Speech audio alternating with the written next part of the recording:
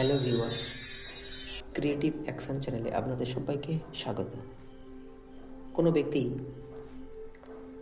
স্পেসমেকার অবস্থায় মৃত্যুবরণ করলে ওই ব্যক্তিটির শেষকৃত্য অবস্থায় কী সমস্যা হতে পারে বা শেষকৃত্যের সময় কী সমস্যা হতে পারে আসুন জেনে নিই।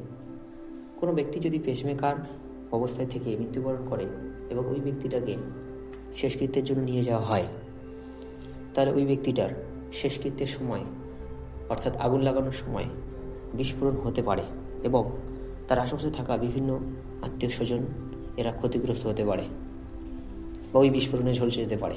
কারণ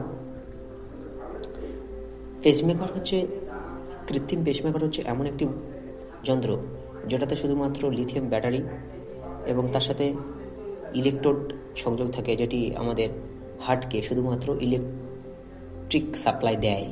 কারণ আমাদের দেহের একটি বিশেষ ব্যবস্থা রয়েছে, অর্থাৎ এসএ নোড রয়েছে হৃৎপিণ্ডে, যেটি আমাদেরকে পেসমেকারের কাজ করে। যদি কোনো কারণে ওই এসএ নোডের কার্যকারিতা হ্রাস পায়, তখনই একমাত্র পেসমেকার যন্ত্রের দরকার পড়ে এবং পেসমেকার যন্ত্রটাই আমাদের হার্টে লাগানো থাকে না, সেটি অবশ্যই করে দেহের একটি অন্য জায়গায় ক্যাভিটির মাধ্যমে সেটাকে ইনস্টল করা হয়। তাই অবশ্যই করে আপনারা বা আশেপাশে যে সমস্ত জনগণ রয়েছেন অবশ্যই খেয়াল রাখবেন যে পেসমেকার বসানো কোনো ব্যক্তিকে অবশ্যই শেষকৃত্যের আগে ডাক্তারের পরামর্শ নেবেন। থ্যাংক ইউ, ধন্যবাদ।